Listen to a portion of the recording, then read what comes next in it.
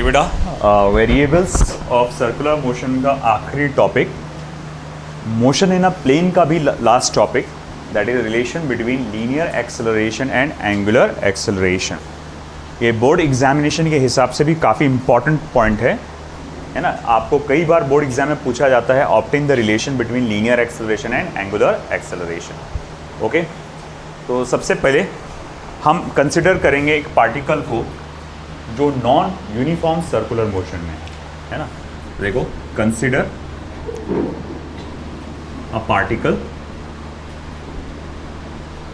Performing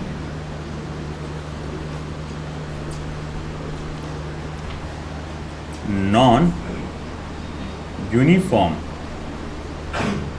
circular motion.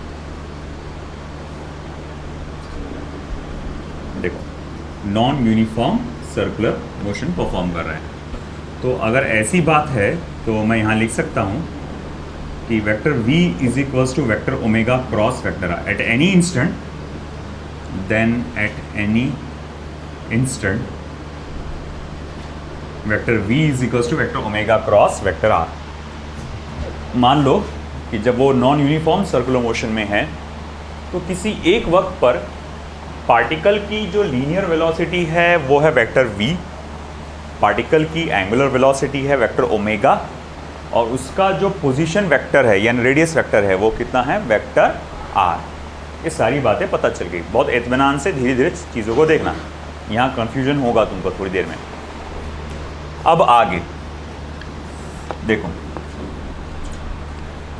फिर हम बोलेंगे डिफरेंशिएट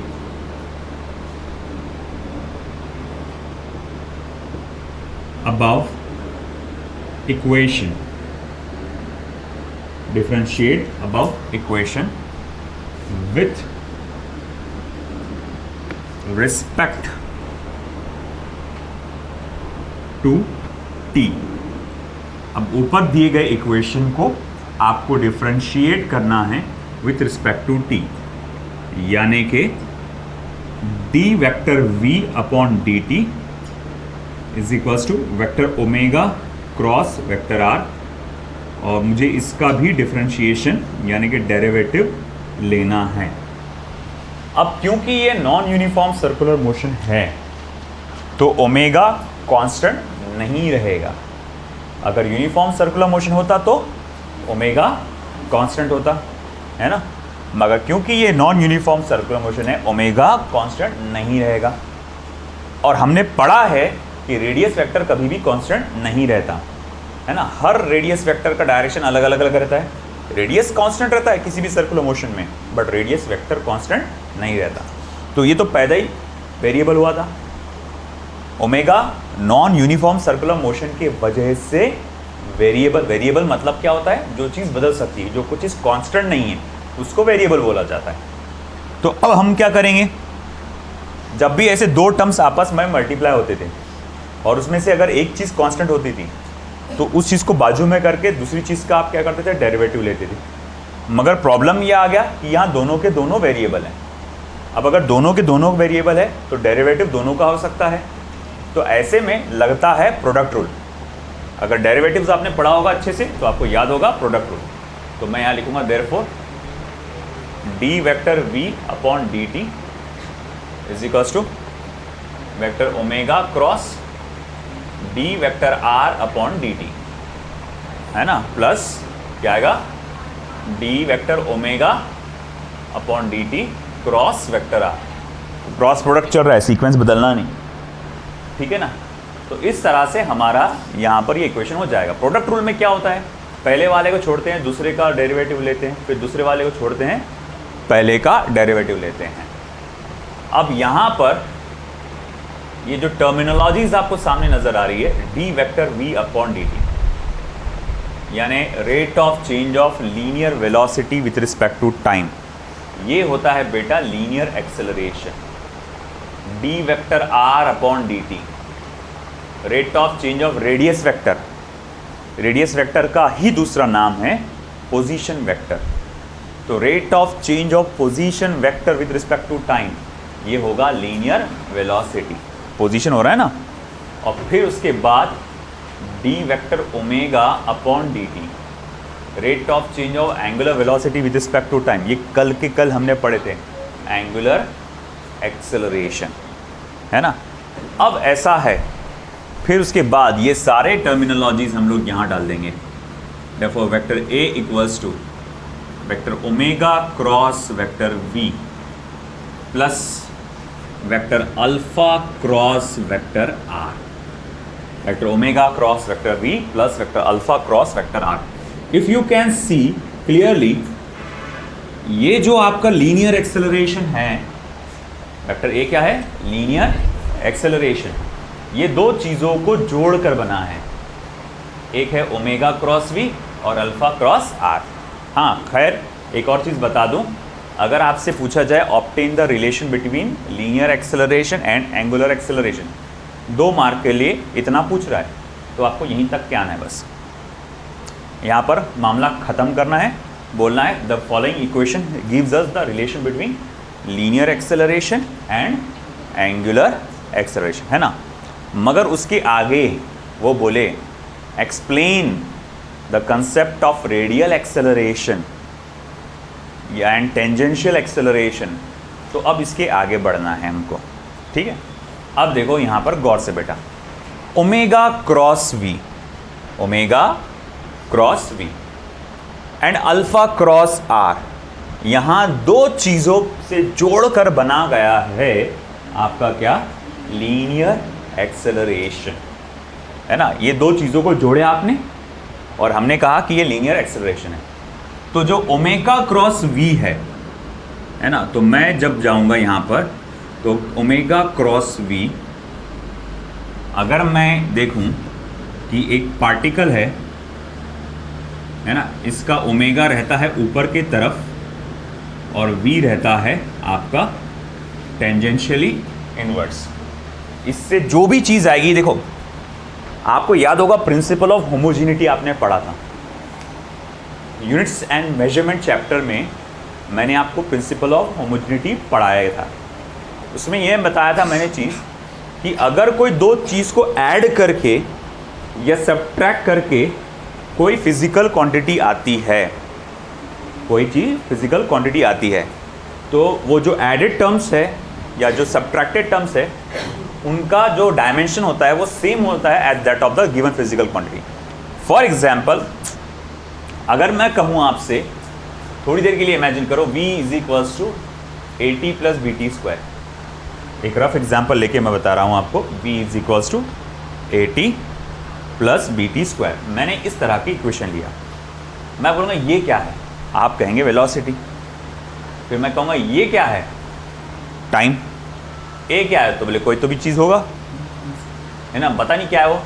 इसी तरह से अगर आप अलग अलग देखोगे तो शायद कुछ अलग चीज़ होगी वो, मगर मैं बोलूँगा कंबाइन करके कि ये चीज़ क्या है, तो आप बोलेंगे ये वेलोसिटी है।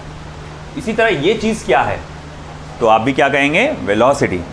जैसे उसमें प्रिंसिपल ऑफ होमोजेनिटी में मैंने कहा था कि जब भी 2 टर्म्स को ऐड किया जाता है या सब्ट्रैक्ट किया जाता है तो वो सेम फिजिकल क्वांटिटीज़ होती है।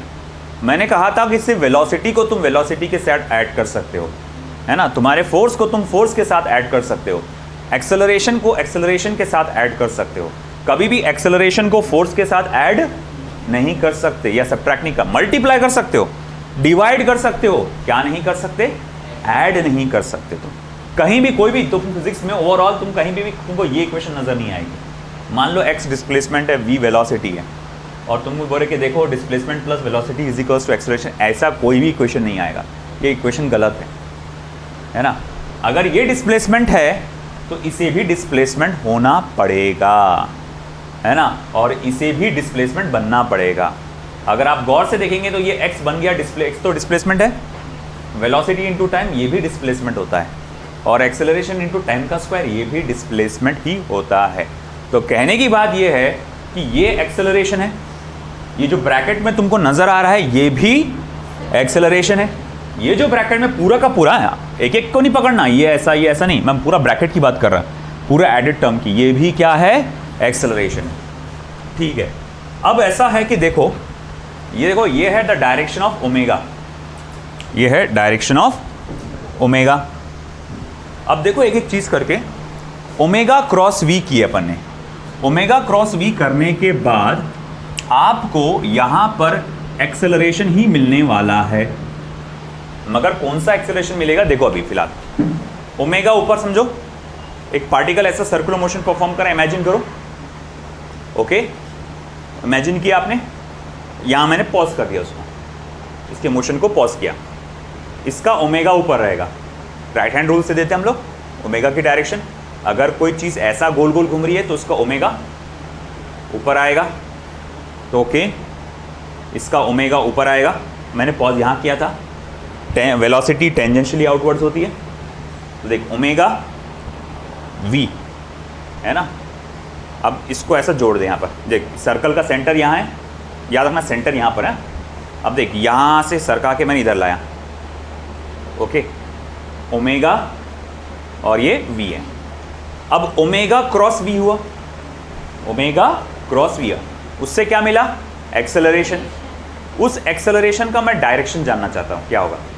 तो सबसे पहले मैं राइट हैंड को लूँगा, ओमेगा की तरफ करूँगा क्योंकि पहला वाला टर्म ओमेगा है, ओमेगा की तरफ करूँगा और ऐसा मोड़ूंगा मैं वी की तरफ। मेरा अंगूठा किधर आया, अंदर की तरफ है ना। अगर आपने नोटिस किया होगा तो वो जो आया है अंगूठा मेरा इस तरह से, वो इस डायरेक्शन में आया है ना।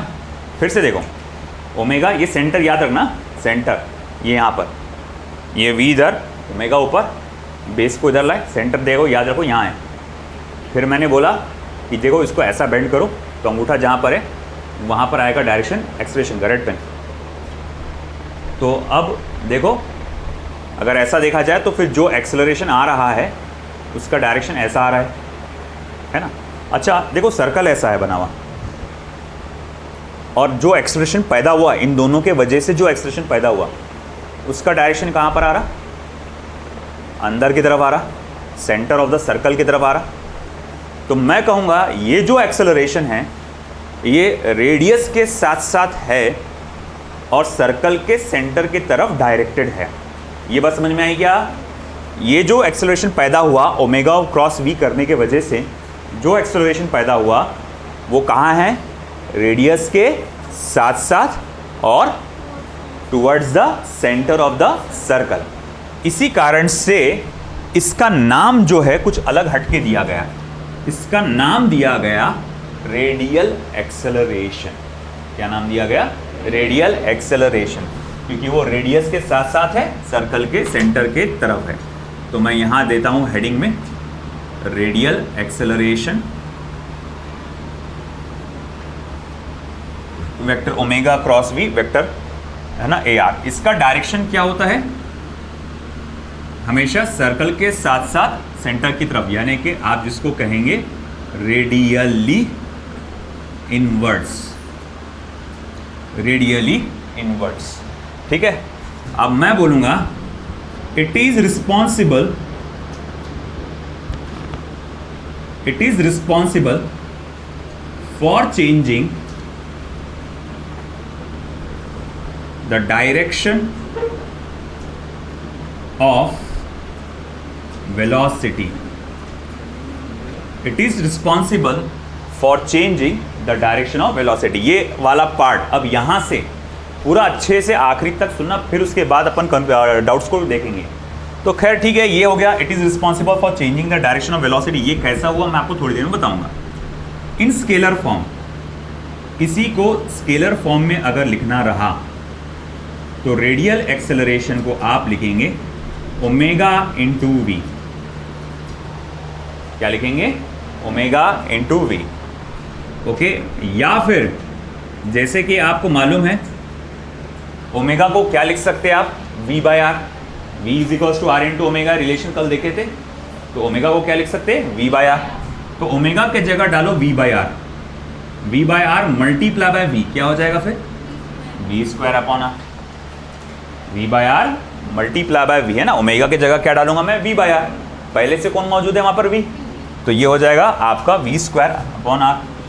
या फिर आप ये भी कर सकते हैं, इस v के जगह r इंटू ओमेगा डाल सकते हैं, तो पहले से एक ओमेगा मौजूद है, तो फिर वो हो जाएगा r इंटू ओमेगा स्क्वायर। है ना। तो ये मेरे पास 3 इंपॉर्टेंट रिलेशन आ गए रेडियल एक्सेलरेशन के। देख लो क्या क्या इंपॉर्टेंट रिलेशन है। Omega into V, V omega, omega V बोलते हैं इसको, V square R, V square upon R, R into omega square, ठीक है। और अब अगर मैं कहूँगा यहाँ पे इन वेक्टर फॉर्म रेडियल और सेंट्रीपिटल, सेंट्रीपिटल मतलब सेंटर के तरफ, तो रेडियल एक्सेलरेशन का दूसरा नाम एक और है सेंट्रीपिटल एक्सेलरेशन। तो centripetal acceleration in vector form radial और सेंट्रीपिटल एक्सेलरेशन इज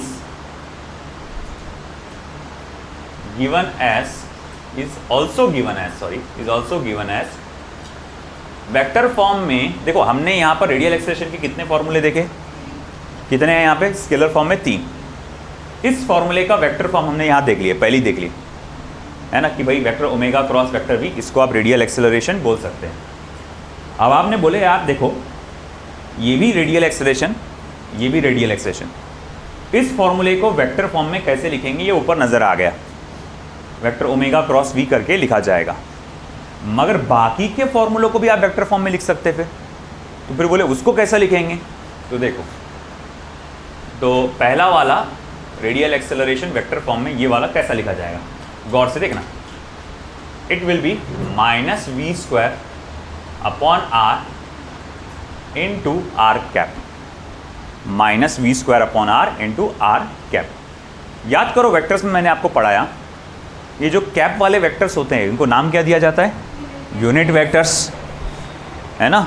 जब भी किसी वेक्टर के ऊपर कैप लग जाए इसका मतलब क्या होता है, वो क्या है, यूनिट वेक्टर। वो क्या बताता है, डायरेक्शन, है ना। इसका काम सिर्फ डायरेक्शन बताना होता है। अब जैसा देखो यहाँ पर मैंने एक कैप लगाया, मतलब क्या, ये डायरेक्शन बताएगा, ये वाला वेक्टर क्या बताएगा, डायरेक्शन। किसका डायरेक्शन बताएगा, वी का कि आर का, आर का। किसका बताएगा, आर का। अब आप सोच रहे होंगे वेलोसिटी एक वेक्टर क्वांटिटी है, रेडियस वेक्टर भी एक वेक्टर क्वांटिटी है, ये आर कैप ज़बरदस्ती क्यों लगा, यहाँ पर बार क्यों नहीं लगा दिए। पहली बात, यहाँ वेलोसिटी का स्क्वायर हुआ है, किसी भी वेक्टर क्वांटिटी का स्क्वायर उसको क्या बना देता है, स्केलर, है ना। तो वेलोसिटी का स्क्वायर होते से ही वो क्या बन गया, स्केलर। तो अब उस पर कोई बार नहीं लगेगा, तो इसका तो रूल आउट कर दिया। दूसरा आर, ये एक वेक्टर क्वांटिटी, इसको तो बार दे सकते, मगर प्रॉब्लम क्या है, ये डिनोमिनेटर में। आपको याद होगा वेक्टर पढ़ाते वक्त मैंने आपको बताया था कि वेक्टर में आप ऐड कर सकते हैं, वेक्टर को आप सब्ट्रैक्ट कर सकते हैं, वेक्टर को आप इवन मल्टीप्लाई कर सकते हैं, आप वेक्टर को डिवाइड नहीं कर सकते। वेक्टर डिवीजन नहीं जानता। तो अगर मुझे ये डिवीजन नहीं जानता तो भैया अगर इसको मैं वेक्टर फॉर्म में डिवीजन में दे दूं तो भैया मुझे क्या करना पड़ेगा, वेक्टर क्वांटिटी को डिवाइड भी करना पड़ेगा। अरे भैया ऐसा तो कुछ हम जानते नहीं हैं। तो सिर्फ इतना बताने के लिए कि यहाँ जो मैं डायरेक्शन लिखने वाला हूँ, यहाँ जो मैं डायरेक्शन लिखने वाला हूँ वो किसका डायरेक्शन है, आर का, रेडियस का, वेक्टर का डायरेक्शन है। इसीलिए हम लोग यहाँ लिखते हैं। जैसे फॉर एग्जांपल मैं एक एक्स एक्सिस और वाई एक्सिस में एक सर्कल को इमेजिन करता हूँ। फिलहाल पार्टिकल यहाँ है, फिलहाल पार्टिकल यहाँ है, और मैं कहता हूँ कि देखो जब वो इधर ट्रैवल कर रहा है तो उसकी स्पीड 10 मीटर पर सेकेंड है, रेडियस 2 मीटर से। इसका रेडियस वेक्टर क्या होगा बताओ, सॉरी रेडियल एक्सेलरेशन क्या होगा बताओ। तो मैं लिखूँगा vector A R is equals to minus V square यानी 10 का स्क्वायर अपॉन रेडियस यानी कि 2। अब इनटू मुझे डायरेक्शन डालना ज़रूरी है, डायरेक्शन दूंगा ना मैं, क्योंकि मैं वेक्टर फॉर्म में लिख रहा हूँ ना। बेटा गौर से देखो मैं क्या में लिख रहा हूँ, वेक्टर फॉर्म में, तो मुझे डायरेक्शन देना ज़रूरी है। तो बोले मैं डायरेक्शन किसकी दूँ, इसकी दूँ कि इसकी दूँ, तो मुझे डायरेक्शन देना है वेलोसिटी रेडियस वेक्टर का। रेडियस वेक्टर का डायरेक्शन किधर आ रहा, बोलो बोलो बोलो क्या डायरेक्शन है। अरे कॉन्फिडेंस लाओ अपने अंदर, क्या है, positive direction of x axis है ना ये। तो positive direction of x axis को क्या लिखते हैं, आई कैप, है ना। तो ये आई कैप, ये डायरेक्शन किसका है, रेडियस वेक्टर है। मैं यहाँ नहीं लिख सकता, मैं यहाँ लिख सकता क्या, नहीं, वो डिवीजन में आ जा रहा। मैं नहीं जानता किसी वेक्टर क्वांटिटी को डिवाइड कैसे करते हैं, तो मैं यहाँ मल्टीप्लिकेशन में लिख देता हूँ यूनिट वेक्टर बताने के लिए कि भैया ये जो आई कैप है ना इसका डायरेक्शन है, ठीक है। और दूसरी बात, अब ये पूरा इक्वेशन क्या समझा रहा है हमको कि देखो रेडियल एक्सेलरेशन का जो डायरेक्शन रहेगा ना वो इसके ऑपोजिट रहेगा। अब देखो अगर मैं बोलूँगा, देखो यहाँ पर अगर मैं करूँ -100 डिवाइड बाय ये हो जाएगा -50 आई कैप, आंसर क्या हो जाएगा -50 आई कैप मीटर पर सेकेंड स्क्वायर।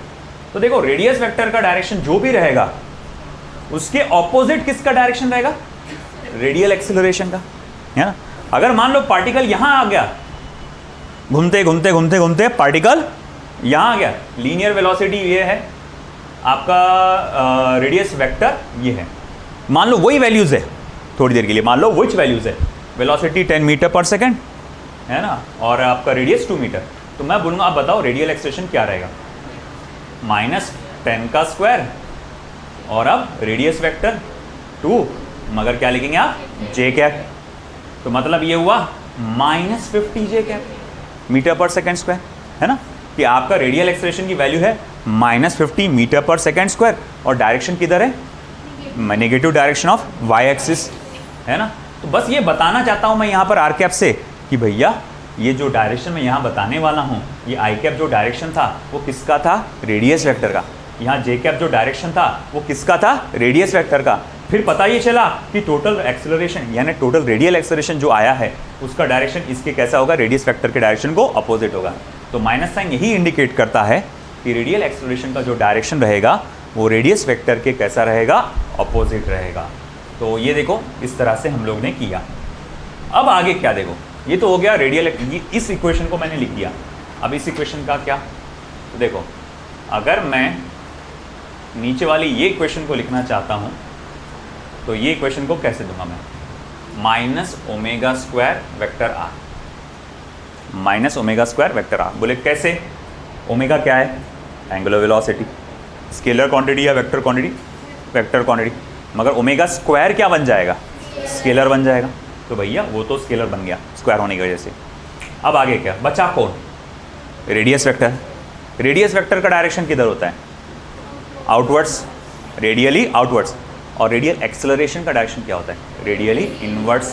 तो वो बताना चाहता है माइनस साइन कि जो भी रेडियस वेक्टर का डायरेक्शन होगा उसके ऑपोजिट होगा। अब आप में से विचार आएगा कि सर यहाँ आर कैप क्यों नहीं लगा है, क्योंकि ये ऑलरेडी कहाँ पर है, न्यूमरेटर में, न्यूमरेटर में है ना। और यहाँ क्या हुआ है, multiplication, multiplication unit, multiplication vector quantity को आसानी से आप मल्टीप्लाई कर सकते हैं। मसला यहाँ था कि यहाँ डिवीजन में आ गया था और डिवीजन नहीं कर सकते किसी भी वेक्टर क्वांटिटी का, किसी वेक्टर क्वांटिटी को डिनोमिनेटर में नहीं लिख सकते, इसलिए मजबूरन साइड में बताना पड़ा था। कोई बोलेगा सर मल्टीप्लाई करने से वैल्यू नहीं बदल जाएगी, अरे नहीं बदलेगी। ये आर कैप खुद में कौन है, यूनिट वेक्टर, इसी खुद की औकात क्या है, 1, और 1 एक ऐसा नंबर है तुम कितने से मल्टीप्लाई करो उसकी वैल्यू वो चेंज कर नहीं पाता। आई बात समझ में, ठीक है। तो ये था तुम्हारा रेडियल एक्सेलरेशन या फिर जिसको हम लोग कहेंगे सेंट्रीपिटल एक्सेलरेशन। आई बात समझ में आपको ये, ठीक है। और अब मुझे जाना है आगे सेकंड टॉपिक पे या सेकंड पार्ट पे, मगर उससे पहले बताइए उधर का हो गया आपका, सभी का हो गया, किसी का बाकी उधर का। चलिए अब हम लोग फर्स्ट पार्ट का एनालिसिस कर डाले कि हमने देखा जो हमारे सामने रेडियल एक्सेलरेशन बोलिए या फिर सेंट्रीपिटल एक्सेलरेशन बोलिए, इसका जो फॉर्मूला आया है वो 2 पार्ट्स को जोड़ के बनाया गया है ना, 2 पार्ट्स को जोड़ के बनाया गया। ये एक पार्ट मैंने देखा कि ये एक पार्ट, इसका डायरेक्शन क्या होता है, इस एक्सेलरेशन का डायरेक्शन क्या होता है, रेडियली इनवर्स, इसीलिए उसका नाम पड़ गया रेडियल एक्सेलरेशन। साथ ही साथ उसका दूसरा नाम भी है सेंट्रीपिटल एक्सेलरेशन, क्योंकि वो सेंटर के तरफ होता है। हाँ, ये स्टेटमेंट अभी एक आपके समझ में नहीं आया होगा, मैं थोड़ी देर से समझाऊंगा। अब देखो यहाँ पर टेंजेंशियल एक्सेलरेशन वाला पार्ट आएगा, टेंजेंशियल एक्सेलरेशन। अब ये ऐसा क्यों आ रहा है, इसका नाम मैं टेंजेंशियल एक्सेलरेशन क्यों दे रहा हूँ,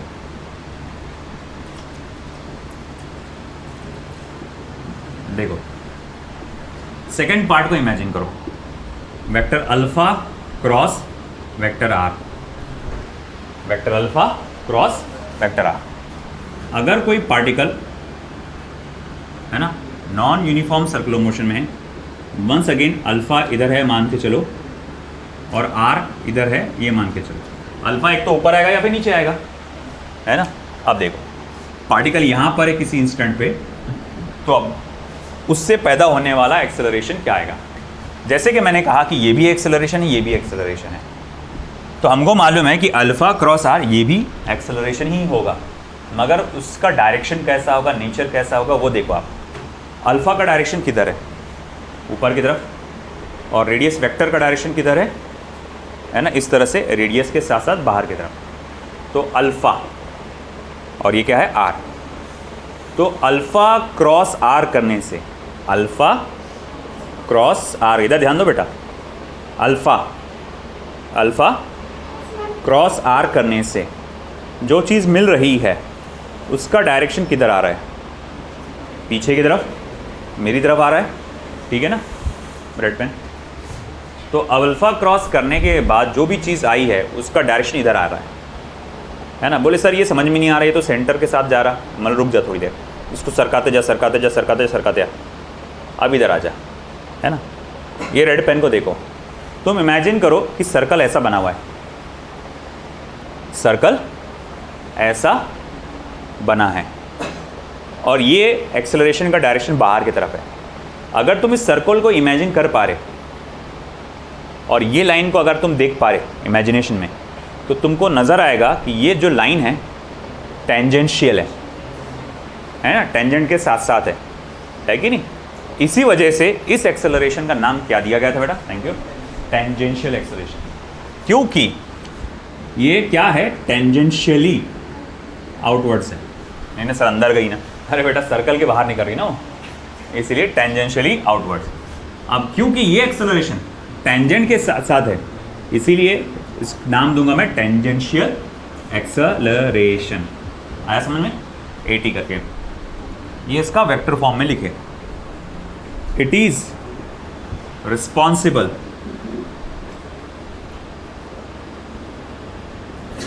फॉर चेंजिंग द डायरेक्शन, हो गया मैग्नीट्यूड ऑफ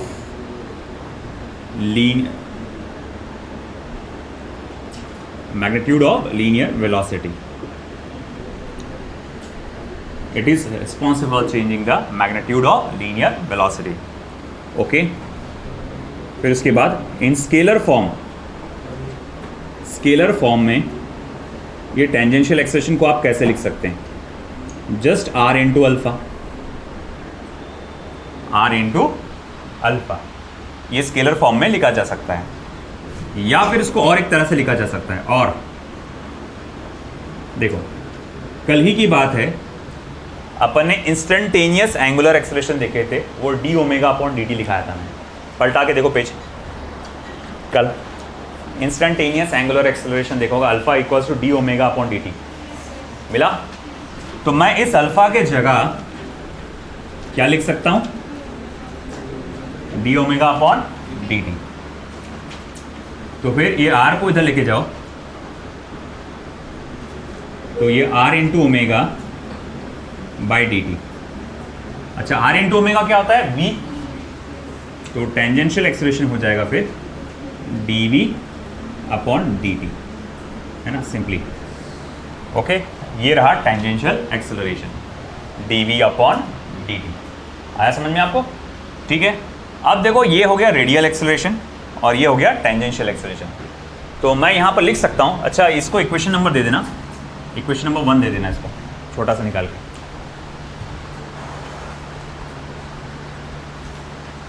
इतना पार्ट हुआ क्या आपका लिखना। तो देखो तो हमें ये पता चला कि इतने पार्ट का नाम है रेडियल एक्सेलरेशन और इतने पार्ट का नाम क्या है, टेंजेंशियल एक्सेलरेशन। तो मैं यहां लिख सकता हूं, हेंस इक्वेशन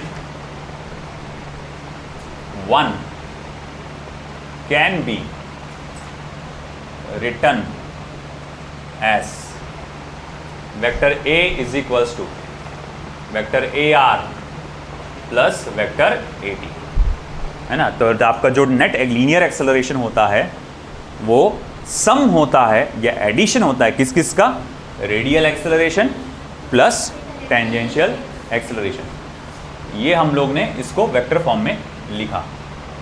अब ऐसा है,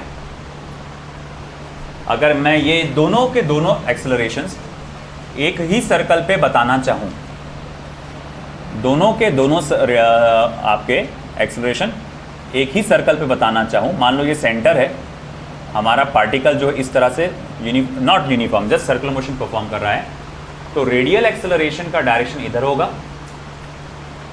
और टेंजेंशियल एक्सेलरेशन का डायरेक्शन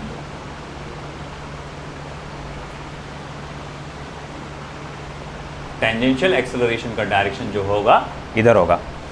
रेडियल एक्सेलरेशन का इधर, टेंजेंशियल एक्सेलरेशन का इधर। और फिर उसके बाद इस तरह से मैं इसका नेट एक्सेलरेशन निकालूंगा, वेक्टर ए। ये मैंने निकाला नेट एक्सेलरेशन। अच्छा एक बात बता, ये डंडी क्या बता रही, वेक्टर ए, और ये डंडी क्या बता रही, वेक्टर ए टी यानी टेंजेंशियल एक्सेलरेशन, और ये डंडी क्या बता रही, vector A are radial acceleration. अगर इस डंडी की वैल्यू ए आर है तो उसके एग्जैक्ट ऑपोजिट वाले की वैल्यू भी क्या होगी, ए आर के बराबर ही होगी वैल्यू, है ना। ये एक राइट एंगल ट्रायंगल बना, तो तुमको नहीं लगता है ना कि इन स्केलर फॉर्म या इन मैग्नीट्यूड मैं ये इसको ऐसा लिख सकता हूँ, linear acceleration is equals to under root of A R square plus A T square, है ना। पाइथागोरस थ्योरम अगर लगाऊँ मैं तो ए जो है it is the sum of under root of A R square plus A T square. यानी अगर मुझे इसका मैग्नीट्यूड मिल जाए ए आर का, मतलब वैल्यू मिल जाए, ए टी की वैल्यू मिल जाए, और तुमसे कहा जाए कि तुम लीनियर एक्सेलरेशन ए की वैल्यू पता लगा जो कि टोटल एक्सेलरेशन है, तो उसकी वैल्यू क्या आएगी, तो under root of A R square plus A T square. अब अगली चीज़, कई बार आपसे एक एंगल पूछा जाता है, मान लो ये एंगल थीटा है और ये एंगल फाई है, ये थीटा है और फाई है। कई बार आपसे लीनियर एक्सेलरेशन का एंगल पूछा जाता है कि लीनियर एक्सेलरेशन का एंगल क्या होगा with respect to radial acceleration, with respect to radial acceleration, मतलब रेडियल एक्सेलरेशन के साथ इसने कितना एंगल बताया। तो मैं बोलूँगा इसका ऑपोजिट साइड कितने का है बेटा, 80 का। अगर ये 80 का है तो इसके एग्जैक्ट सामने वाला भी 80 का होगा, और ये ए आर है।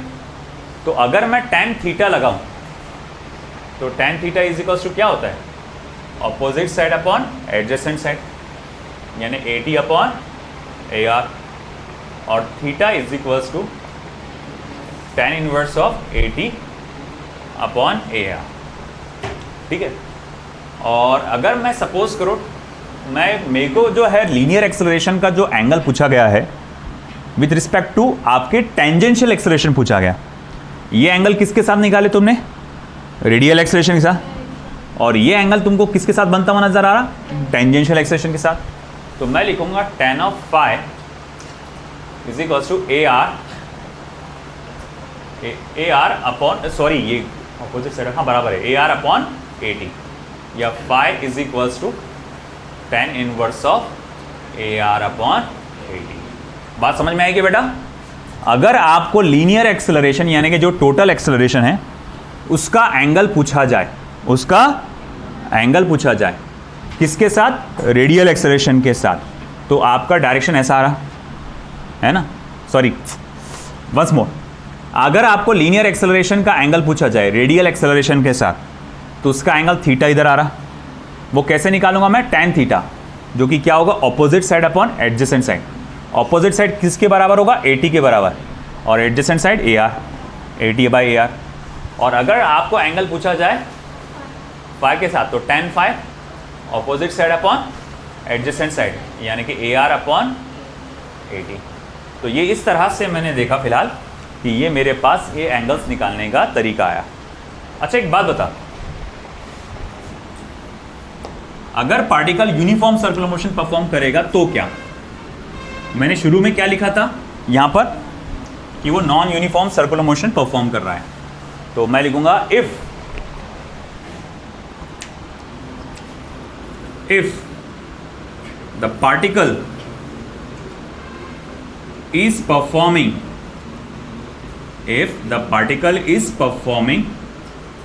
uniform circular motion, अगर मैं ये मान के चलूं जो पार्टिकल है वो यूनिफॉर्म सर्कुलर मोशन परफॉर्म कर रहा है, तो अब मुझे एक बात बताइए, यहां कौन सी चीज है जो जीरो हो जाएगी? Angular acceleration. नहीं, एक्सेलरेशन नहीं बोलना, एंगुलर एक्सेलरेशन। याद है कल लिखा था नोट में कि अगर particle uniform circular motion perform कर रहा है तो क्या जीरो हो जाएगा? Angular acceleration alpha. तो अल्फा जो हो जाएगा वो जीरो हो जाएगा। अल्फा क्या हो जाएगा? जीरो। इसका मतलब क्या हुआ कि टेंजेंशियल एक्सेलरेशन भी जीरो हो जाएगा। टेंजेंशियल एक्सेलरेशन भी जीरो हो जाएगा। तो अब जो टोटल एक्सेलरेशन है वो कैसे लिखा जाएगा? Under root of A R का स्क्वायर, या फिर एक काम करता हूँ मैं वेक्टर फॉर्म में लिख देता हूँ, वो ज़्यादा अच्छा रहेगा। Vector A is equals to vector A R plus zero, vector A R plus zero, या भी का लिख देता हूँ मैं वेक्टर ए टी। फिर अगले स्टेप पे लिख देता हूँ vector A equals to vector A R plus zero, that is vector A is equals to vector A R, है ना। अब देखो मुझे एक बात बताओ, क्या नोटिस किया आपने? जब particle uniform circular motion perform कर रहा था, एंगुलर एक्सेलरेशन क्या था? जीरो हो गया। अगर एंगुलर एक्सेलरेशन जीरो हो गया, इसका मतलब टेंजेंशियल एक्सेलरेशन जीरो हो गया।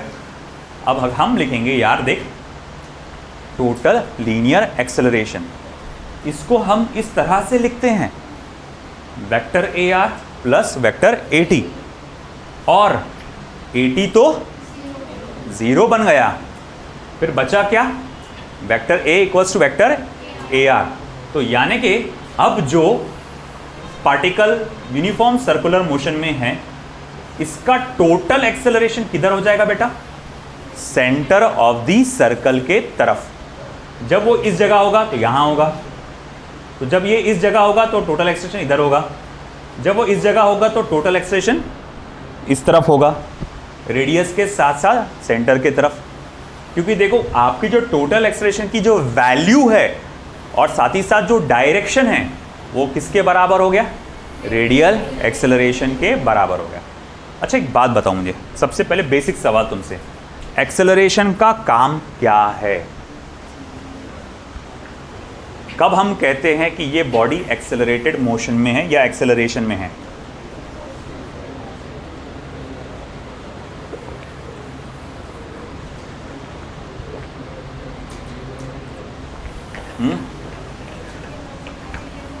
बोलिए, एक बेसिक सा सवाल, एक्सेलरेशन का काम क्या है?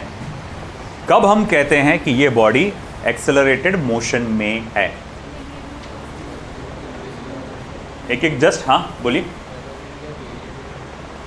हाँ बिल्कुल सही आपने बोले, थोड़ा और मतलब सही बोले, एग्जैक्ट सही बोले, मैं थोड़ा आसान लैंग्वेज में, बिल्कुल सही बोले आप। जब वेलोसिटी बदल रही है, जब वेलोसिटी चेंज हो रही है, वेलोसिटी क्या बोला वर्ड मैंने? फिर से बोलो, क्या? वेलोसिटी क्या हो रही? चेंज हो रही। तो हम क्या कहते कि वो एक्सेलरेटेड मोशन में है या एक्सेलरेशन में है। मतलब एक्सेलरेशन का काम क्या है? वेलोसिटी को चेंज करना। अगर वेलोसिटी चेंज नहीं हो रही तो एक्सेलरेशन अपना काम कर रहा है क्या? नहीं। तो एक्सेलरेशन का काम क्या है? ज़ीरो है, अगर वेलोसिटी चेंज नहीं हो रही। जब मैं वर्ड वेलोसिटी बोलता हूँ, याद रखे बेटा, जब मैं वर्ड क्या बोलता हूँ? वेलोसिटी, इसमें दो बातें आ जाती हैं, मैग्नीट्यूड और दूसरी बात आ जाती है डायरेक्शन। जब आप वर्ड वेलोसिटी बोलते हैं तो इसमें दो बातें आ जाती है, एक चीज़ होती है मैग्नीट्यूड, दूसरी चीज़ आ जाती है डायरेक्शन। दोनों में से कोई एक चीज़ भी बदल गई तब भी वेलोसिटी बदल जाती, या दोनों के दोनों बदल गए तब भी वेलोसिटी बदल जाती है। अच्छा एक बात बताओ, जब कोई particles non uniform circular motion perform कर रहा है, क्या कर रहा है? Non uniform circular. गौर से देखो, पार्टिकल क्या कर रहा है? Non uniform circular motion perform कर रहा है। हर कदम पे उसका मैग्नीट्यूड बदल रहा है, वैल्यू बदल रही है, और वैसे तो हर कदम पे उसका डायरेक्शन भी बदलता ही है। हाँ या ना? है ना? हाँ या ना? है ना? अब मुझे एक बात बता, फिर से मैं पूछूंगा एक्सेलरेशन का काम क्या है? वेलोसिटी को चेंज करना। अब मैंने कहा कि पार्टिकल परफॉर्म कर रहा है यूनिफॉर्म सर्कुलर मोशन। पार्टिकल क्या परफॉर्म कर रहा है? ये वाला पार्ट बहुत इंपॉर्टेंट है, यहाँ बहुत गड़बड़ होती है कई लोगों को, हाँ ध्यान देना। अगर पार्टिकल क्या परफॉर्म कर रहा है? Uniform circular motion. क्या चीज़ कांस्टेंट होगी? यूनिफॉर्म सर्कुलर मोशन में क्या चीज़ कांस्टेंट होती है? Magnitude of velocity. Speed constant होती है फरहान? यूनिफॉर्म सर्कुलर मोशन में लगातार स्पीड कांस्टेंट होती है ना? वैल्यू बदलती नहीं स्पीड की। यूनिफॉर्म डायरेक्शन बदलता रहता। ये बात समझ में आई? यूनिफॉर्म सर्कुलर मोशन में जब कोई ऐसा गोल गोल घूम रहा तो उसकी स्पीड नहीं बदलती, स्पीड की वैल्यू लगातार कैसी रहती है? सेम, है कि नहीं? क्या चीज़ बदलते रहता है? डायरेक्शन। मैंने देखा कि यूनिफॉर्म सर्कुलर मोशन में कौन जीरो हो गया? कौन जीरो हुआ? एक्सेलरेशन। नाम पूरा बोला सही से, टेंजेंशियल एक्सेलरेशन जीरो हो गया।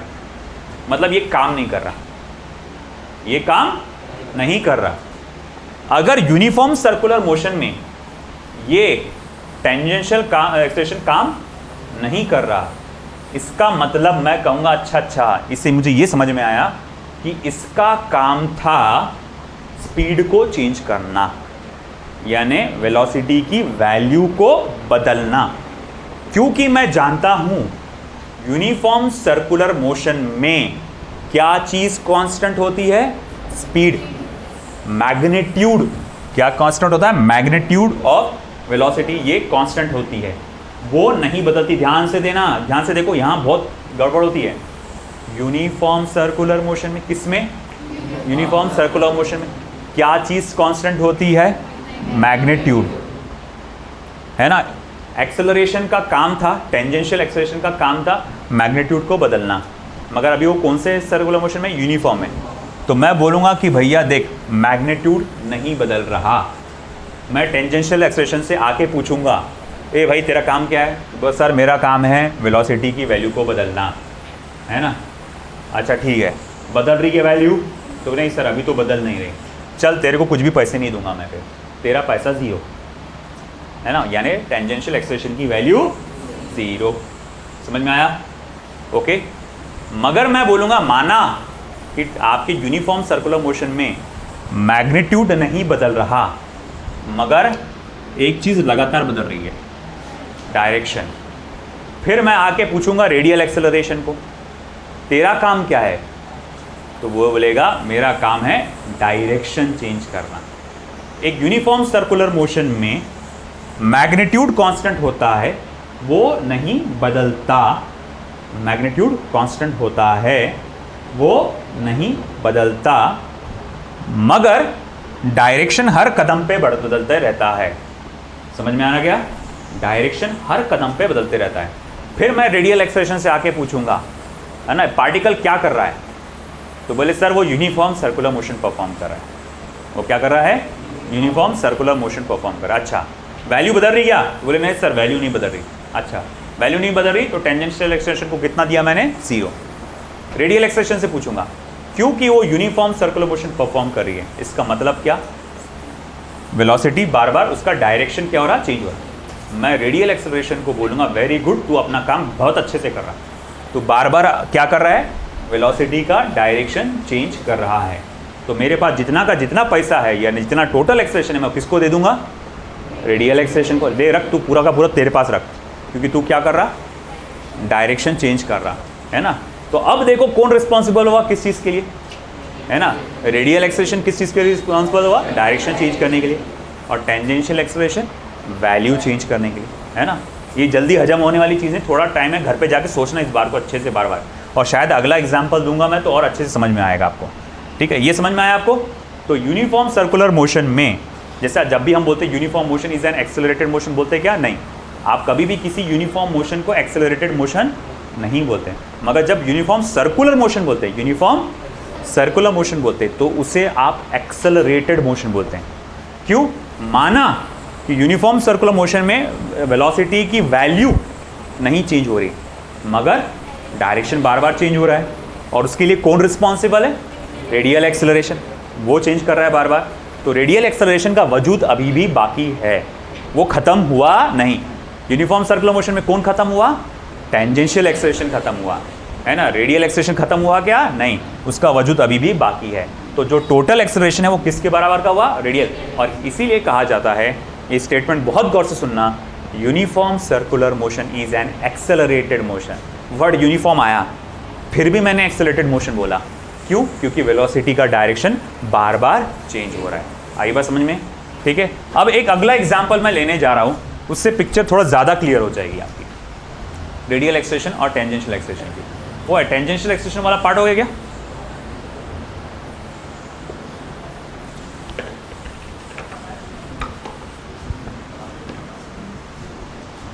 ये वाला पार्ट हुआ क्या?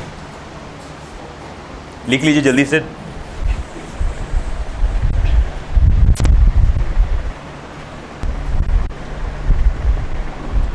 चलिए बेटा, अब हम लोग क्या करने वाले हैं, एक नोट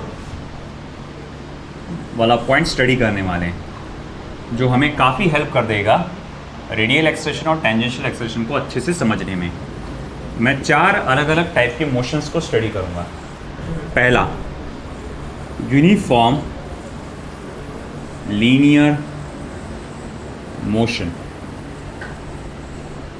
यूनिफॉर्म लीनियर मोशन, मैं फिर से आपको याद दिला दूं, रेडियल एक्सेलरेशन का काम क्या है? वेलोसिटी की डायरेक्शन चेंज करना। टेंजेंशियल एक्सेलरेशन का काम क्या है? वेलोसिटी की वैल्यू बदलना। अब आप एक इमेजिनेशन करिए, ध्यान दीजिए इधर बेटा। एक पार्टिकल है, वो यूनिफॉर्म स्पीड से जाएगा और लीनियरली आगे बढ़ेगा। लीनियरली मतलब सीधा सीधा। तो अब ऐसा जा रहा है, वो कांस्टेंट स्पीड से जा रहा है, कांस्टेंट स्पीड से जा रहा है, ना डायरेक्शन चेंज हो रहा, ना नहीं, हाल इधर ध्यान देना, तेरा हमेशा उसकी तरफ ध्यान रहता, ना डायरेक्शन चेंज हो रहा, ना वैल्यू चेंज हो रही। बात समझ रहे क्या? सीधा जा रहा, ना डायरेक्शन चेंज हुआ, ना वैल्यू चेंज हुई। तो मैं बोलूँगा यूनिफॉर्म लीनियर एक्सेलरेशन में रेडियल एक्सेलरेशन क्या आएगा?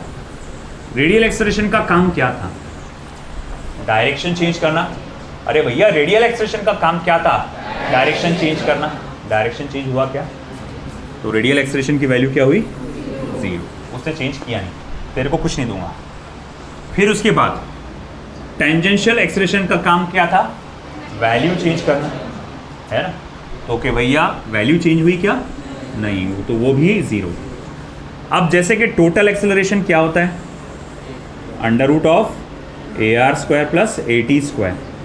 अब दोनों के दोनों 0 हो गए, तो इसीलिए टोटल का टोटल एक्सेलरेशन क्या हो गया?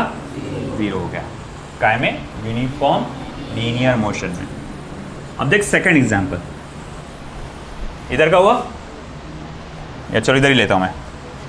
Second example, non uniform linear motion. Non uniform linear motion, गौर से देखिए। अब एक पार्टिकल अपनी जर्नी स्टार्ट करता है, उसका मोशन कैसा होने वाला है? नॉन यूनिफॉर्म, यानी कि इसकी स्पीड बढ़ेगी या घटेगी, मगर लीनियर, सीधा सीधा। मतलब वो ऐसा ऐसा करते करते करते वो क्या करेगा? स्पीड बढ़ाएगा। अब मुझे एक बात बता, मैं रेडियल एक्सेलरेशन से पूछूंगा तेरे को, तूने तेरा काम किया क्या? रेडियल एक्सेलरेशन का काम क्या है? डायरेक्शन चेंज करना, मगर ये मोशन कैसा है? लीनियर। लीनियर मतलब सीधा। तो डायरेक्शन चेंज हुआ क्या? अरे भाई, कोई चीज़ सीधी जाए तो उसका डायरेक्शन चेंज हो रहा क्या? नहीं ना। तो रेडियल एक्सेलरेशन अपना काम नहीं कर रहा। बात समझ रहे क्या? रेडियल एक्सेलरेशन का काम क्या था? डायरेक्शन चेंज करना, मगर ये सीधा जाना, तो इसीलिए रेडियल एक्सेलरेशन का काम नहीं हो रहा, इसीलिए उसको मैंने दिया 0। फिर मैं बोला टेंजेंशियल एक्सेलरेशन, तेरा काम क्या है? वैल्यू बदलना। और ये मोशन कैसा है? Non uniform. तूने वैल्यू बदलना तेरा काम था, तो अच्छा मैंने वैल्यू को तो बदला यार, तो ये 0 के बराबर नहीं होगा। अब मैं पूछूंगा टोटल एक्सेलरेशन फिर क्या होगा, 0 का स्क्वायर प्लस टेंजेंशियल एक्सेलरेशन का स्क्वायर, यानी total acceleration will be equals to how much, tangential acceleration. अब ज़रा ध्यान दो एक बात पर, तुमने जो एक्सेलरेशन पढ़े motion in a straight line में, motion in a straight line में तुमने जो एक्सेलरेशन पढ़े वो सिर्फ क्या चेंज करता था, वैल्यू। मतलब तुम वो लगातार कौन सा एक्सेलरेशन पढ़ रहे थे, टेंजेंशियल एक्सेलरेशन पढ़ रहे थे। तुमने ये बहुत पहले, इससे पहले भी समझ जाना चाहिए था। यहीं मैंने एक और फॉर्मूला लिखा था टेंजेंशियल एक्सेलरेशन का, dv/dt, है ना, और ये अपन ने उसी चैप्टर में पढ़े थे, है कि नहीं। तो मतलब उस चैप्टर में जो आप एक्सेलरेशन पढ़ रहे थे वो कौन सा था, टेंजेंशियल एक्सेलरेशन पढ़ रहे थे आप। आई बात समझे। अब आएंगे हम तीसरे वाले पॉइंट पे, यूनिफॉर्म सर्कुलर मोशन। आपने पूरा लिखना अच्छे से, यूनिफॉर्म सर्कुलर मोशन यानी कि कांस्टेंट स्पीड से गोल गोल घूमते रहना, है ना। अब मैं पूछूंगा आके रेडियल एक्सेलरेशन से, तेरा काम क्या है, डायरेक्शन बदलना। एक पार्टिकल है जो यूनिफॉर्म सर्कुलर मोशन परफॉर्म कर रहे हैं, क्या इसका डायरेक्शन बदल रहा है? आप बोलेंगे हाँ, हर कदम पे, यहाँ पर इधर है, यहाँ पे इधर है, यहाँ पे इधर है, यहाँ पे इधर है। तो रेडियल एक्सेलरेशन बोलेगा मैं तो अपना काम बराबर कर रहा हूँ, I am not equal to 0, है ना।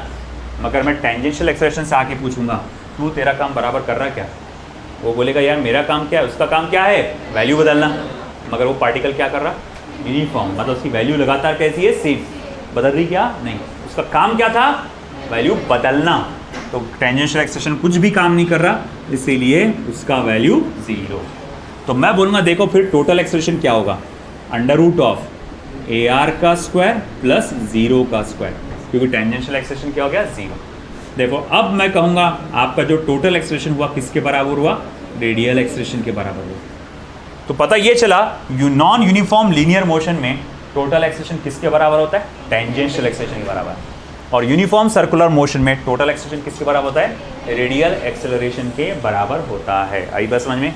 फिर आई बात चौथी, आपका ये यूनिफॉर्म सर्कुलर मोशन हो गया, non uniform circular motion, non uniform circular motion. अब मैं देखूंगा एक पार्टिकल है जो लगातार गोल भी घूम रहा, उसकी स्पीड भी बदल रही, गोल भी घूम रहा, स्पीड भी बदल रही। रेडियल एक्सेलरेशन से जाके पूछूंगा तेरा काम क्या है, डायरेक्शन चेंज करना, है ना। तू कर रहा क्या, तेरा काम बराबर है, पार्टिकल सर्कुलर मोशन परफॉर्म कर रहा, मतलब मैं मेरा काम कर रहा, क्योंकि हर वक्त हर कदम पे डायरेक्शन क्या हो रहा, चेंज हो रहा। तो रेडियल एक्सेलरेशन बराबर अपना काम कर रहा है, तो ये 0 के बराबर नहीं है। मैं फिर टेंजेंशियल एक्सेलरेशन से पूछूंगा तेरा काम क्या है, वैल्यू चेंज करना। ये कौन सा मोशन है, नॉन यूनिफॉर्म सर्कुलर मोशन, यानी वो भी अपना काम बराबर कर रहा है, वो टेंजेंशियल एक्सेलरेशन है ना की वैल्यू 0 नहीं होगी, नॉट इक्वल्स टू 0। तो फिर मैं बोलूँगा फिर टोटल एक्सेलरेशन कितना हुआ, √ AR का स्क्वायर प्लस AT का स्क्वायर। आया क्या समझ में आपको। तो अब हमने देखा कि भैया फिर radial total acceleration is equal to √ AR square plus AT square. आया समझ में। ये 4 टाइप के मोशन स्टडी किए जिससे पूरी पिक्चर क्लियर हो जाती है कौन क्या कैसे काम करता है। यूनिफॉर्म लीनियर मोशन रहा तो सब के सब 0, है ना, क्योंकि ना डायरेक्शन चेंज हो रहा ना वैल्यू चेंज हो रहा। नॉन यूनिफॉर्म लीनियर मोशन में radial acceleration 0, tangential acceleration not equal to 0। क्यों, ये अपना काम बराबर कर रहा है, वैल्यू बदल रहा है, ये नहीं काम कर रहा, ये डायरेक्शन चेंज नहीं कर रहा। यूनिफॉर्म सर्कुलर मोशन में कौन 0 हुआ, टेंजेंशियल एक्सेलरेशन 0, क्योंकि इसका काम क्या था, वैल्यू चेंज करना, और इसका काम क्या था, डायरेक्शन चेंज। ये कर रहा है बराबर, ये काम नहीं कर रहा है। और नॉन यूनिफॉर्म सर्कुलर मोशन में दोनों काम बराबर हो रहे हैं, डायरेक्शन भी चेंज हो रहा है और साथ ही साथ वैल्यू भी चेंज हो रही है। आई बात समझ में। तो ये था काफ़ी ज़्यादा इंपॉर्टेंट, इसके न्यूमेरिकल्स कल देखेंगे।